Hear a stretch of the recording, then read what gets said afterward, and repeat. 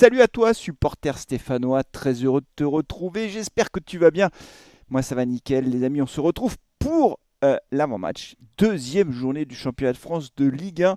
Les Stéphanois vont enfin jouer à domicile. Ils vont recevoir l'équipe du Havre. On va évoquer ensemble ce match. Mais avant de démarrer, n'oublie pas de t'abonner à la chaîne si ce n'est pas déjà fait. N'oublie pas non plus de liker la vidéo. Ça fait toujours plaisir, les amis. Très heureux de vous retrouver donc pour cette deuxième journée du championnat de France qui s'inscrit dans un contexte un peu particulier. D'abord parce que les Verts ont perdu leur premier match face à Monaco. Ça, on en a déjà parlé.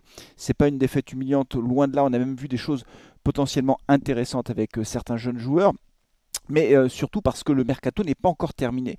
Et c'est vrai que du côté du mercato de la SS, on en attend clairement un peu plus, parce que pour le moment, je trouve que le mercato est trop juste. Ce qui est très frappant au moment où j'enregistre cette vidéo, c'est qu'on voit que la communauté stéphanoise est assez divisée. Les supporters stéphanois sont très partagés, entre d'un côté ceux qui disent non, non, mais totale confiance aux nouveaux dirigeants, ils viennent d'arriver, c'est un projet qui s'inscrit dans la durée, c'est normal qu'ils ne jettent pas l'argent par les fenêtres, et tout ça est évidemment vrai. Et de l'autre côté, des supporters qui disent mais attention, on est à une semaine de la fin du mercato, une grosse semaine de la fin du mercato, et l'équipe ne s'est pas vraiment renforcée, en tout cas dans le 11 de départ pour le moment. Il n'y a pas les renforts qu'on était en droit d'espérer finalement pour pouvoir assurer le maintien facilement cette saison en Ligue 1. Donc je ne vais pas parler du mercato parce que ce n'est pas le sujet de cette vidéo. Je ferai de toute façon une vidéo spéciale bilan du mercato parce que je veux le faire. On va attendre pour ça évidemment que le mercato soit terminé. Ce qu'on peut dire simplement, c'est qu'on a enregistré l'arrivée de Brice Maubleu, le remplaçant potentiel de Gauthier Larsonneur. Quand je dis potentiel, c'est que peut-être qu'il prétendra même à une place de titulaire, mais c'est vrai que c'est un très bon gardien. Donc ça c'est bien parce que après le départ d'Etienne Green, on avait besoin d'avoir une doublure de bon niveau pour pouvoir pallier une blessure éventuelle de Gauthier Larsonneur ou une suspension. Ça peut toujours arriver évidemment au cours d'une saison. Et on a vu que Gauthier Larsonneur était vraiment un très bon gardien, on le savait, mais on voit qu'il a le niveau Ligue 1. En tout cas son match à Monaco a été très rassurant de ce point de vue-là. Mais c'est très bien d'avoir enregistré l'arrivée de Brice Maubleu qui vient compléter l'effectif intelligemment du côté des gardiens de but. Pour ce match face à Auxerre, les amis, alors, je ne vais pas dire que c'est un match crucial, parce qu'on ne va pas dire que c'est un match crucial dès la deuxième journée du championnat, mais en tout cas, c'est un match très, très, très important pour plusieurs raisons. La première raison, c'est qu'on va rencontrer une équipe qui clairement va jouer le maintien comme nous cette saison. Cette équipe du Havre ne va pas jouer le titre, ne va pas jouer les places européennes. Normalement, on n'est jamais à l'abri d'une surprise, hein. Dans le foot, tout peut aller très vite, mais en toute logique, ce serait plutôt une équipe de deuxième moitié de tableau. Donc potentiellement, si nous aussi on joue le maintien, c'est une équipe avec laquelle on sera potentiellement en lutte pour pouvoir se maintenir en Ligue 1. En tout cas, c'est une équipe qui, à mon sens, non seulement est à notre portée, mais que nous devons battre à domicile. Je vous rappelle très je l'ai déjà dit, mais je vous rappelle qu'en Ligue 1, il faut absolument qu'on soit intraitable à domicile. Je crois que c'est même Franck qui l'avait rappelé lors du dernier carton rouge Le Mag.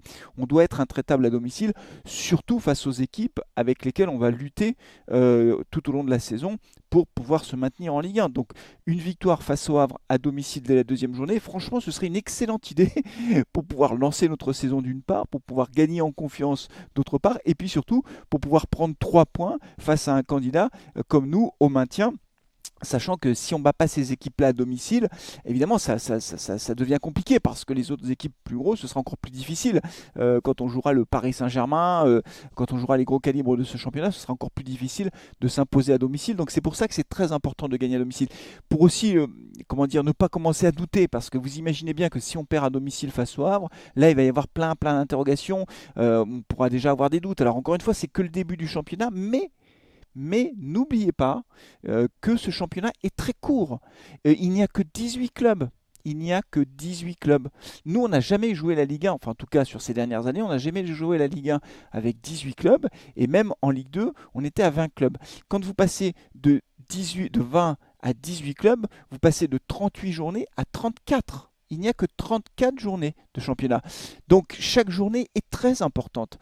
Donc c'est pour ça qu'il ne faut pas perdre de temps. C'est pour ça qu'il faut marquer des points tout de suite. Il ne faut pas qu'on se retrouve après 5 ou 6 journées avant-dernier, dernier ou avant-dernier ou 15e du championnat. Il faut absolument qu'on arrive à se caler dans le ventre mou du championnat, milieu de tableau, pour pouvoir être serein, pour pouvoir aborder les matchs sans avoir une pression excessive. C'est pour ça que ce match face à Auxerre face à Auxerre. Mais non, face au Havre. C'est pour ça que ce match face au Havre est si important. Vraiment, il faut absolument qu'on arrive à s'imposer à domicile dans un Geoffroy Guichard qui ne sera pas complet. Je ne vais pas vous refaire l'histoire, mais vous connaissez l'histoire de ces tribunes fermées et de ces huis clos partiels, sachant que la préfecture de la Loire a pris un arrêté pour très très encadrer les supporters du Havre, etc. Comme d'habitude, même si je pense que c'est pas un match à risque, en tout cas sur le papier.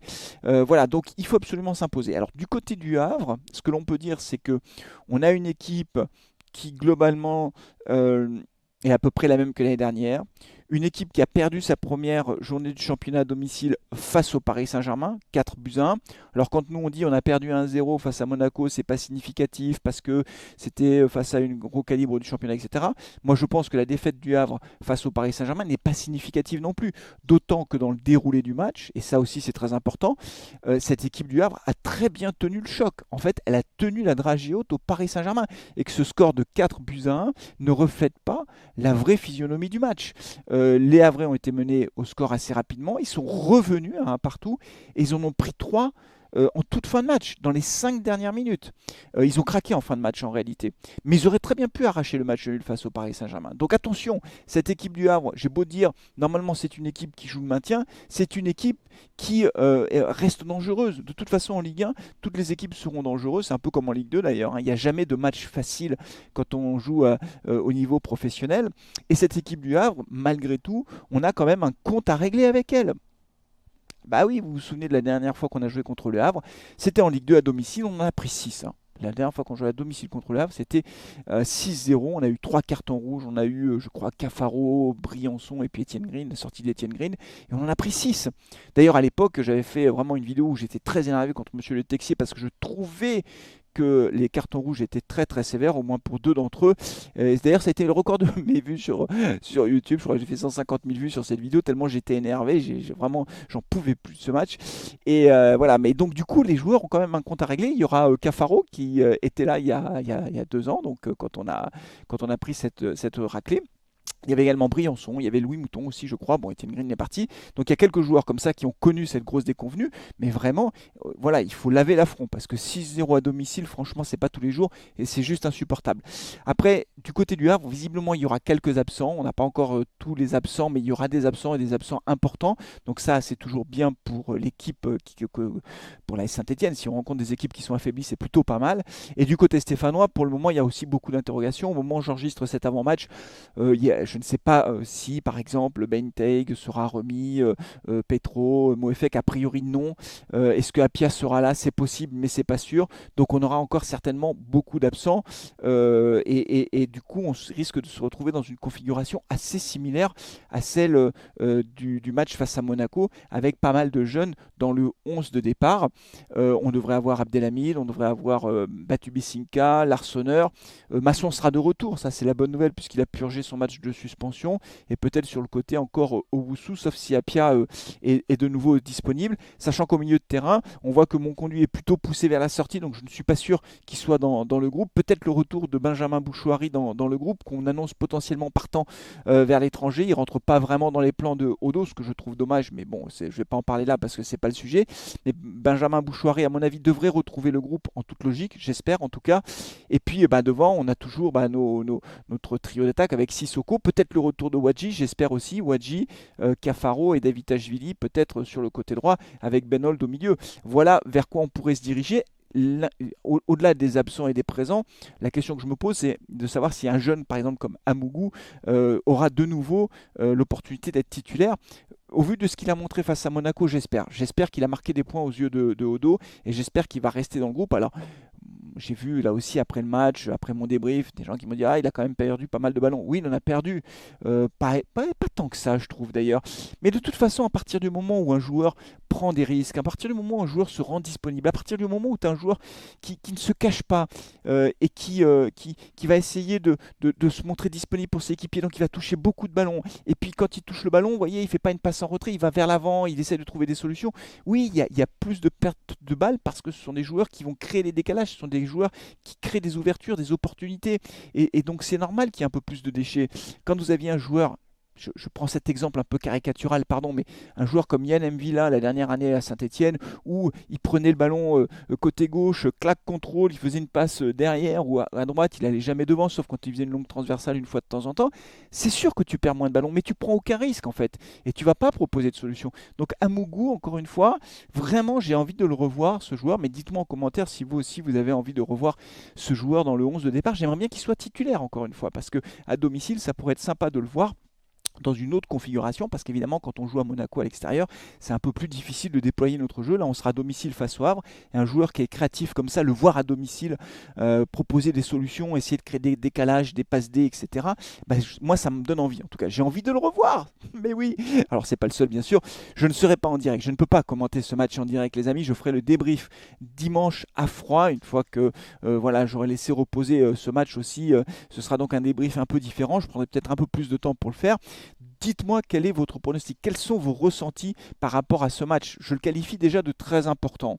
Tout à l'heure, j'ai pas dit crucial, mais j'ai dit très important pour toutes les raisons que j'ai évoquées. Est-ce que vous aussi, vous pensez que c'est un match important, ou au contraire, tant que le mercato n'est pas terminé, il ne faut pas s'affoler. C'est pas l'équipe type encore qui joue face au Havre, et on a un petit peu de temps devant nous et on fera le bilan plutôt fin septembre ou fin octobre. Mais moi, je pense que c'est un match très important. Voilà, c'est très très important. Et si on pouvait gagner ce match, ça nous lancerait notre saison. Et franchement, ça me ferait plaisir les amis. Voilà les amis, c'est terminé pour aujourd'hui. Merci beaucoup d'avoir suivi cette vidéo.